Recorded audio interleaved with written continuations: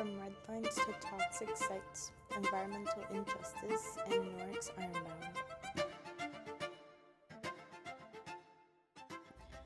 Newark's Ironbound, a vibrant immigrant neighborhood along the Passaic River, is a place that is shaped by both culture and contamination.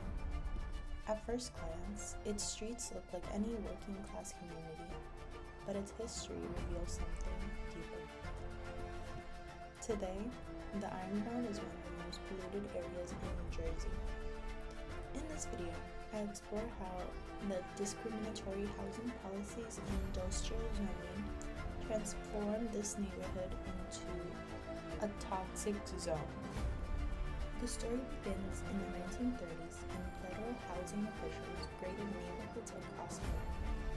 In Newark, the Ironbound was marked in red and labeled hazardous. This redlining did more than deny mortgages. It trapped immigrant and minority families in these blocks, preventing them from moving to a cleaner and wealthier parts of the city. The red line districts, D1, D2, and D3, were located directly along the Passaic River, the same place where factories, tanneries, and chemical plants operated. These maps show clearly that environmental inequality was not random. It was mapped and enforced.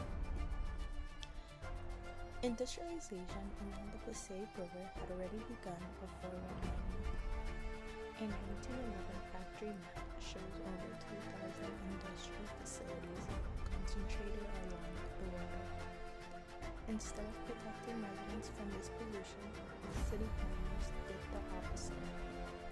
The 1959 zoning map designates huge areas of the Ironbound as first, second, and third industrial districts. These red industrial zones sit directly next to residential blocks. Meanwhile, wealthier areas like the Newark show almost no industrial zoning. The zoning wasn't neutral. It reflected racial and economic segregation.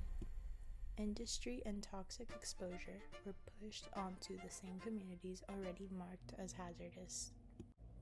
These planning decisions were intentional. They created long-term environmental harm that residents still face. Today, the data reveals how severe these burdens still are. In the red line blocks along Winston Avenue and Ferry Street, nitrogen dioxide levels rank in the 94th percentile in New Jersey. Diesel particulate matter is more than twice the national average, largely due to constant traffic serving nearby warehouses and factories. Every day, more than 3.5 million vehicles travel through or near Ironbound streets. Residents live amid the exhaust of diesel engines, highways, and industrial corridors. The land beneath them is contaminated as well.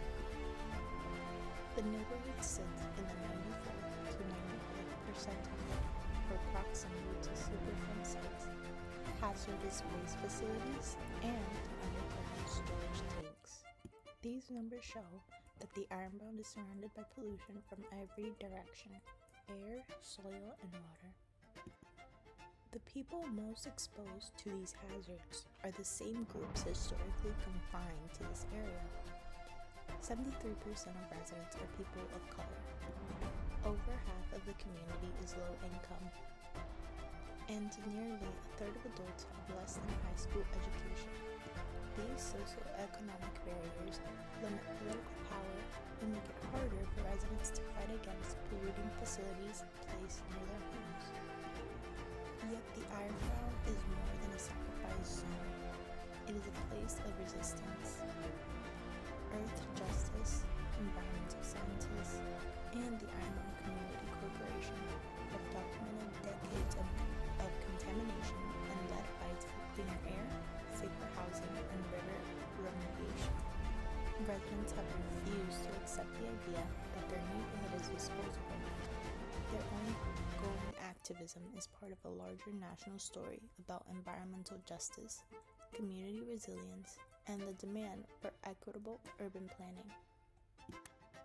The history of Newark's Ironbound shows how environmental injustice is designed, not natural, not accidental, and not inevitable. Redlining, zoning laws, and industrial policy created the toxic geography that residents still live with today. Understanding this history makes it clear why